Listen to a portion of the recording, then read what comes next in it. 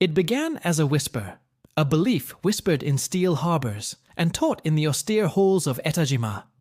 The belief that they were more than men. They were an extension of the divine, forged by a millennium of samurai code, now given dominion over the sea. The Imperial Japanese Navy, the Teikoku Kaigun. It was not merely an armed force, it was a promise.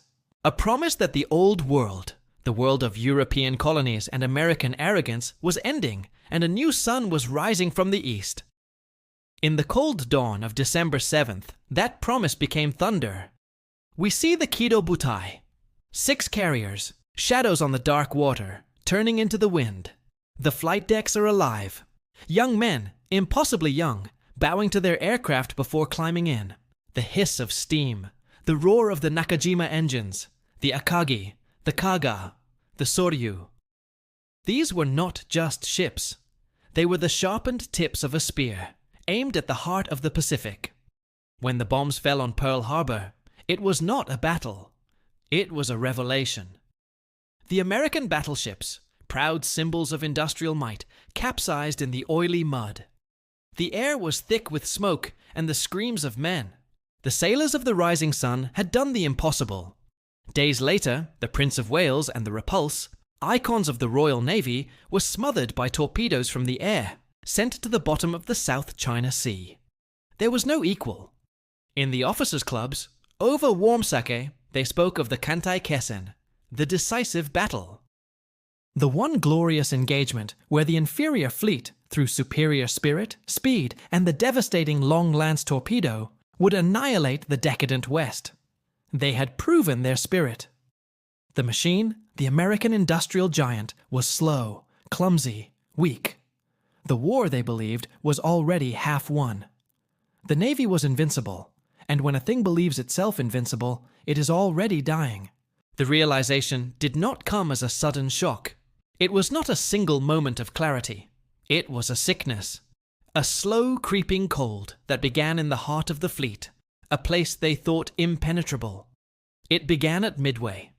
The plan was perfect, a complex and beautiful piece of strategic art.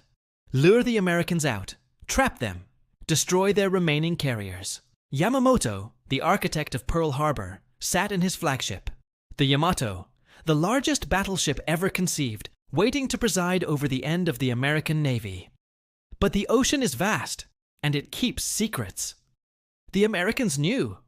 The codebreakers, men in quiet rooms thousands of miles away, had broken the Japanese cipher. They had read their mail. The trap was not for the Americans. It was for the Kido Butai. The first waves struck the island. The Zeros, gods of the sky, swept the American fighters aside. It was easy. Too easy.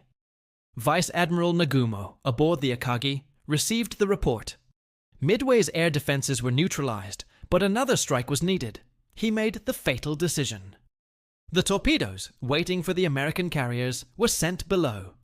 The armor-piercing bombs, meant for land, were brought up.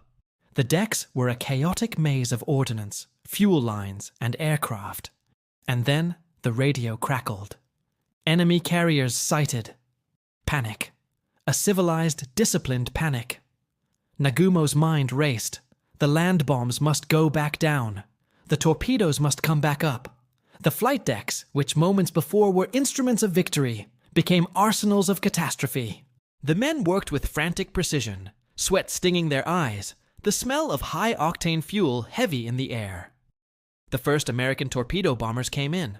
Low, slow, hopeless. The Zeros descended upon them like hawks on doves.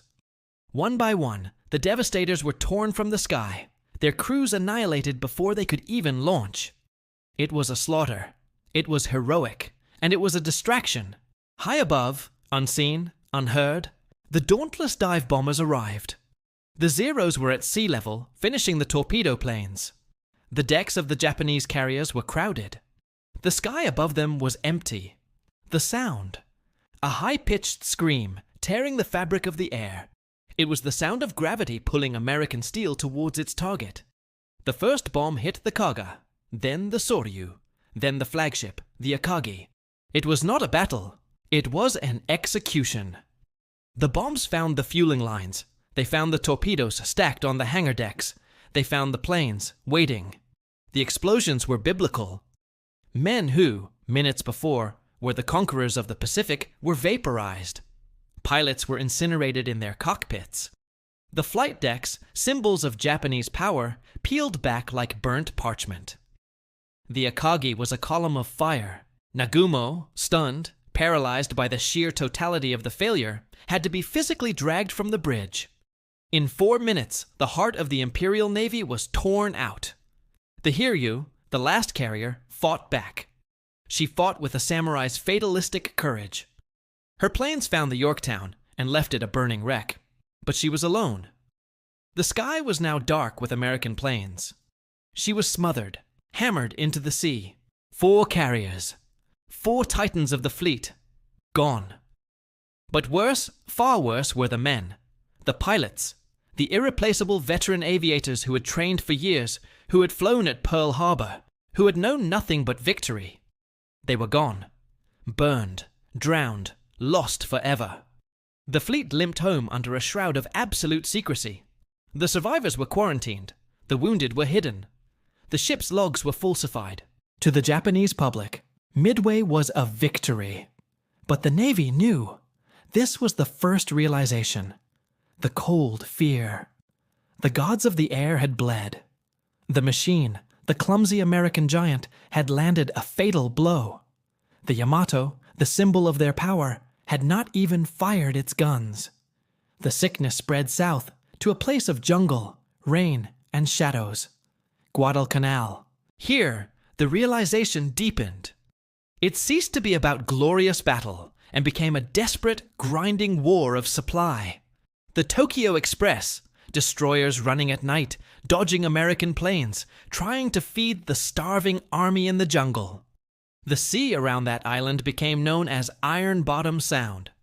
It was a graveyard. Here the Japanese superiority in night combat, their long lance torpedoes, their superior optics, met something colder. Radar. The Americans could see in the dark.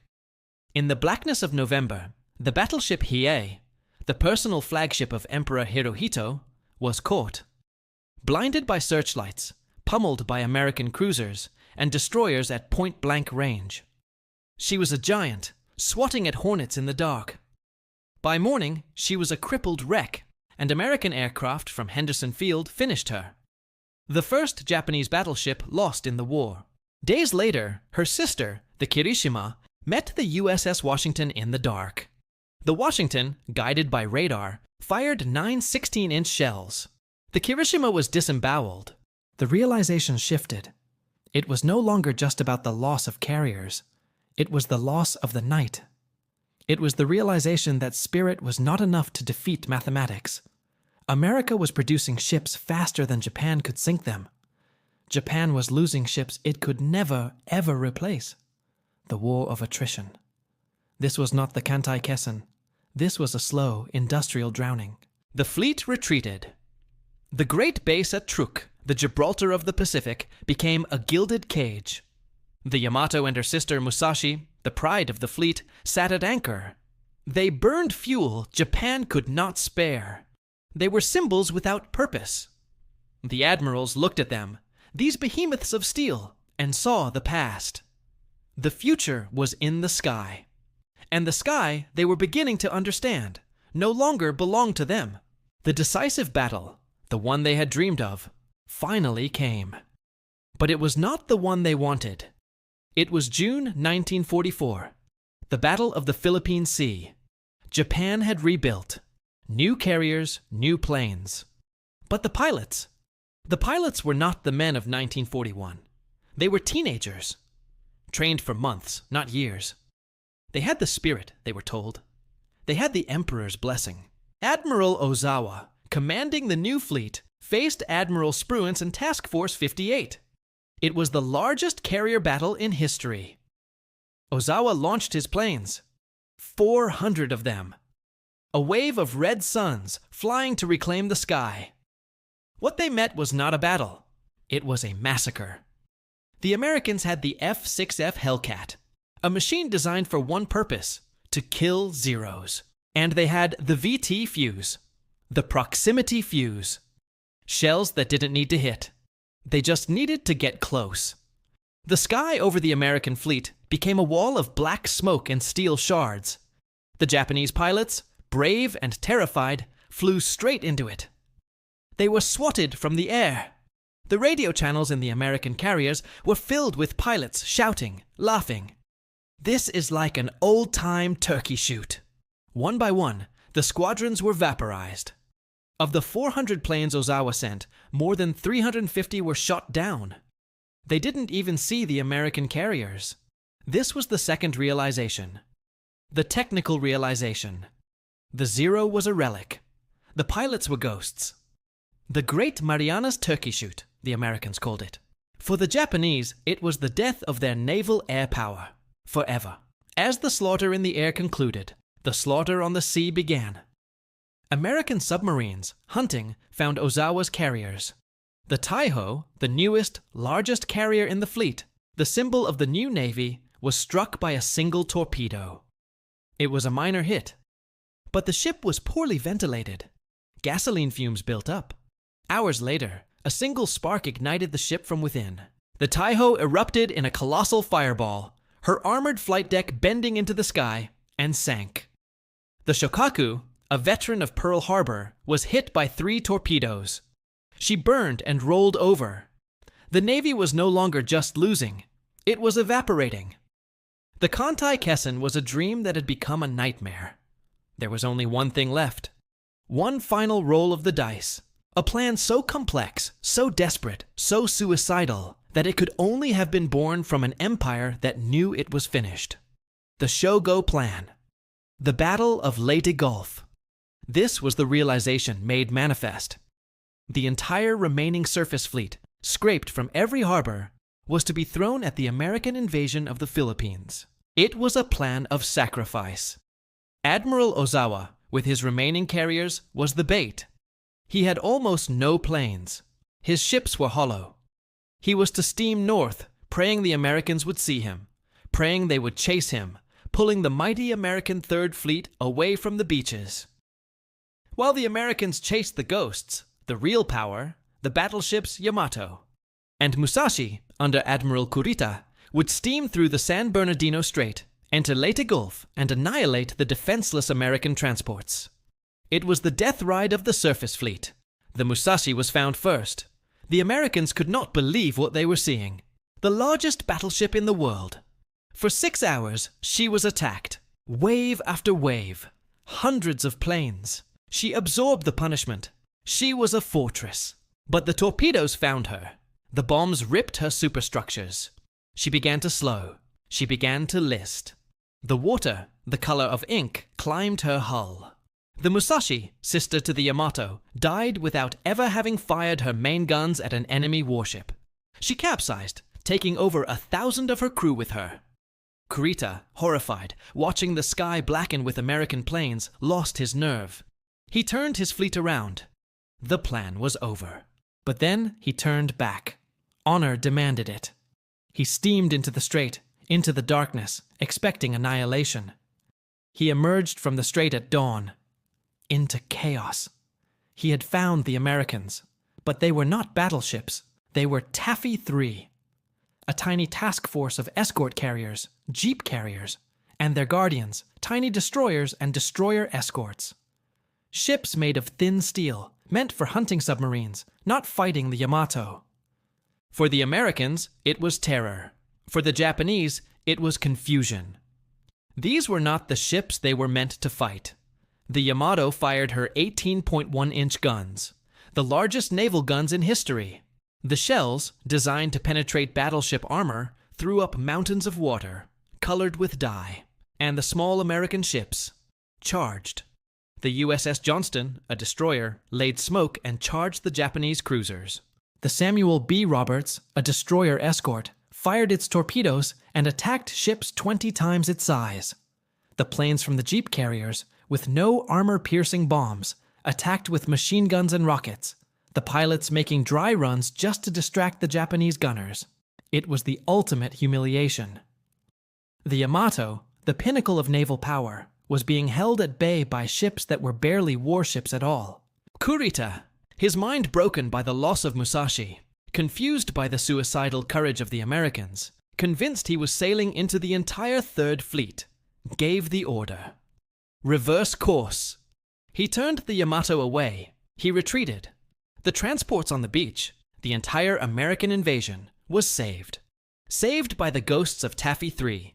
This was the third realization, the moral realization. The Yamato, the symbol of the samurai spirit, had turned its back on a weaker foe. The spirit was broken. The code was void. And as Kurita retreated, the final terrible truth was revealed. The kamikaze. If the ships could not win, if the planes could not win, then the man must become the weapon. In the skies over Leyte, the first Tokotai, the special attack units, appeared. Young men with cherry blossoms painted on their planes, wrapped in white scarves, flying directly into the American fleet. This was the Navy's final admission.